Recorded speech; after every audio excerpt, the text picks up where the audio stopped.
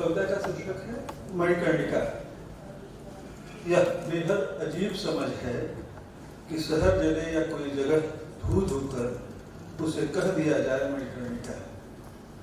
जलने का संबंध अगर मणिकर्णिका से है तो हर एक व्यक्ति का अपना एक मणिकर्णिका है।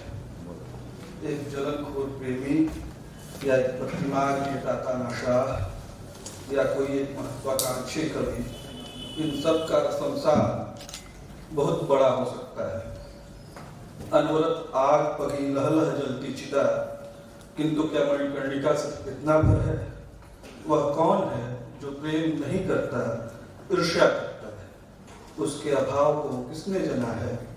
वह कौन है जो कागज के कोरे पन्ने पर कर रहा है हस्ताक्षर और देश को बना दे रहा है महाश्मशान? वह कौन है डोमराज, मणिकर्णिका के डोमराज से अलग, जो मृत्यु के इस महाभसड़ के लिए जिलाए है आग? वह हर एक समय एक ऐसे सिगुफे के साथ प्रकट होता है कि समूचा देश और स्थल बन जाता है।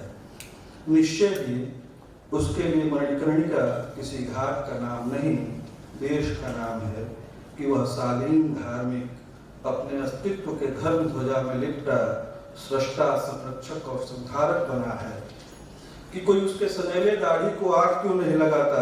मुखाग्नि ऐसे भी तो दी जा सकती है। मणिकर्णिका घाट पर लकड़ी के विशाल गट्ठर पर पीठ खुजाता बूढ़ा मल्लाह, जिसे रय को नहीं कहा किसी ने, एक गृहस्थ सन्यासी जो एक राजघर संरक्षित मंदिर का उपेक्षित पुजारी है, घर चलाने के लिए जिन्होंने 2 गैये पाले हैं, उनके जीवन का सकल उत्पाद सिर्फ 1.5 लीटर दूध है। दिन में भांग पीसने की आवाज आती है सिलबट्टे पर, उसी सिलबट्टे पर जिस पर पीसती है उसकी पत्नी चटनी, उसके बच्चे नाव दर नाव फरलांगते पतंग लूटते हैं। बच्चों को बरसते पुजारी ठंडी नजर देखती है पुजारी को, उपेक्षित आ भरती है। भगत का बचवा कफन बटोरते गिनता है हिसाब और खुश होता है कि लाशें ठीक आ रही हैं आजकल। उसका कारोबार बहुत फला है इन दिनों। फिर खुश होते होते हो जाता है उदास कि आखिर इतनी लाशें। शराब की तलब लगती है उसे, बहुत जबरिया वह तलब दबाए हुए पंडित जी को आवाज देता है। एक ही बार में भांग का गोला लटक जाता है और लोटा भर पानी पीते हुए मुनि अगस्त लगता है। वह गिनता है कफन और फिर आश्वस्त होता है कि देश में मृत्यु दर बढ़ी है। जनसंख्या विभाग का सच्चा नोडल अधिकारी है वह, पर उसका नाम दर्ज नहीं है देश के किसी रजिस्टर में। कफन बेचवा ही लोकतंत्र में मालिक होते हैं, जो शमशान में कफन बटोरते हैं वे कहीं दर्ज नहीं होते। कुछ माझी सुकुमार बगुले के माफिक घाट पर बैठे हैं, जैसे ही चिता सिराती है और राख को गंगा के हवाले करते हैं परिजन, वे डुबकी लगाते हैं। पैसे और सोने चांदी को मुंह में भर लाने वाले वे बच्चे, जिनका फेफड़ा रिकॉर्डर के उदर जितना बड़ा है, इन धातुओं से अलग उनके फेफड़ों में गांजे के धुएं के लिए भी बहुत जगह है, जिन्हें वापस उन्हें इस देश के मुंह पर फेंक देना चाहिए। वे नीलकंठ के वंशज हैं, सदियों से दबाए हुए हैं धुएं को, और गंगा करियाती जा रही है। बांस का भभका उठता है गंगा से। वही तारकेश्वर शिव के लिए नहीं, विश्वनाथ के लिए धतूरे की माला बेचती छोटी बिटिया, जिसके डाली में गंगा के लिए दिए और फूल भी हैं, जिसके हिस्से में ₹5 कम दुत्कार अधिक है, वह सबसे सभी भाषाओं में बात करती हुई कुछ शब्दों को हिंदी में दोहराती है। ले लो भैया, खाली हाथ घर गए तो अम्मा मारेगी।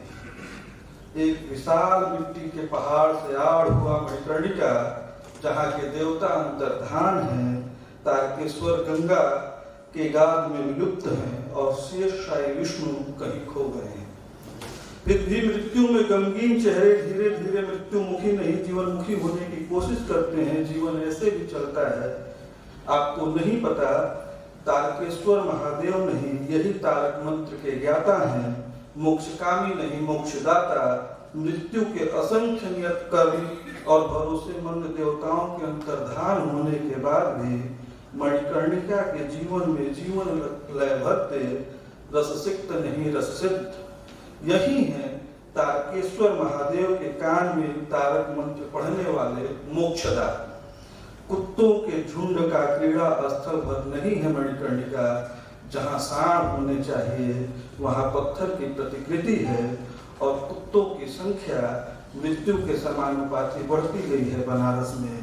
फिर भी बनारस के सभी घाटों सा एक घाट और उनसे थोड़ा अलग भी एक सच्चा विश्व दिव्य रंगमंच मणिकर्णिका, एक सुकून देह और साहसी मिलन स्थल दो प्रेमी जोड़ों का भी हो सकता था।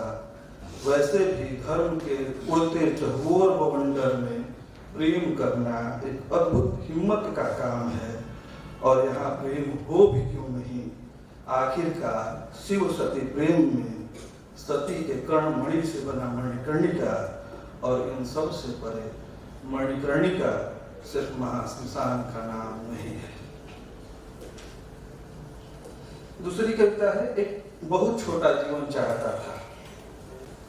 एक बहुत छोटा जीवन चाहता था, खिलने से लेकर चुपचाप बेआवाज झर जाने तक। एकांत में नहीं, घने बिहड़ में जहां हवा रगड़ के साथ प्रवेश पाती।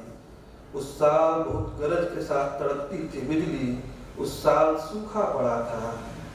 किसी दुर्योग में एक उम्मीद की तरह खिला क्योराल, मुर्दार नहीं, नहीं मुर्दा शांति से भरा हुआ, प्रेम की निश्चलता लिए हुए खिला एक सफेद कचनार। कचनार जिसे झर जाना था, उसे असमाप्त कामनाओं और अतृप्त इहाओं ने ग्रसा। बर्बरता और भोग भूखी लिप्सा ने तोड़ लिया।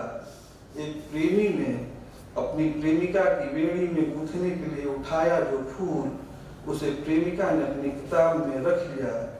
एक खिला फूल क्योराल का और एक गिर गया बेआवाज जिसे तोड़ लिया गया। उसने कोई शिकायत नहीं की, बस उदास रहने लगे पेड़ और ऋतुएं बांझ हो गई। एक कविता सुनाता हूँ जिसका शीर्षक है प्याज। प्याज छिल रहा हूँ। इस वाक्य को मेरे अकर्मण्यता से नहीं देखा जाना चाहिए। इस वाक्य को सुनते हुए कम से कम हुजूर आपके कान तो नीले अवश्य ही पड़ना चाहिए कि मैं प्याज छील रहा हूँ। अब जरा इसे एक सवाल की तरह लोकतंत्र के मुंह पर उछाल दीजिए। हर एक बार जवाब आएगा। जो प्याज छीलते हैं वे लोकतंत्र में सबसे कामयाब वोट होते हैं और वोट पैदा करने वाले मशीन भी। सत्ता जानती है कि कई बार सिर्फ प्याज के भरोसे चुनाव जीता जा सकता है।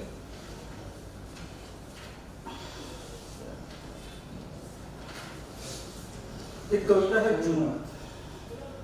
जुनून को रहने के लिए मेरे सिर में कितने बाल होने चाहिए?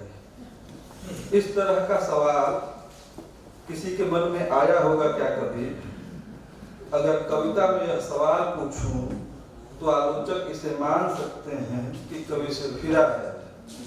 पाठक मान सकते हैं कि आजकल कविता लिखना बहुत आसान है कि कोई भी मुंह उठाए किसी भी विन्यास को कर दे कविता।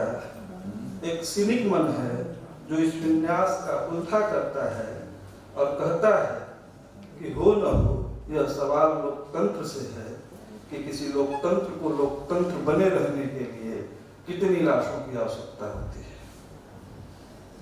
एक छोटी कविता ये इससे समाप्त करूंगा। शीर्षक है एक अदद नौकरी। उसने पूछा, कई दिनों के बाद दिखे हो, क्या करते हो आजकल? वह कई दिनों से मिली नहीं थी, अचानक ही टकरा गई जिससे अब तक नजर चुराता था। उसने कहा, मैंने भी शादी कर ली है, एक बेटी है, पति बहुत ख्याल रखते हैं। फिर उलझ कर पूछा, तुम्हारे कितने बच्चे हैं? तुम्हारी पत्नी तो तुम्हारी रखती है ना ख्याल? फिर उसने कहा, तुमसे यहाँ मिलूंगी सोचा न था। फिर कहा उसने, अब भी कविता लिखते हो? कई दिनों से नहीं पढ़ी तुम्हारी कोई कविता। चलते चलते कहा उसने, क्या हुलिया बना ली है, तुम्हारी पत्नी तुम्हें डांटती नहीं?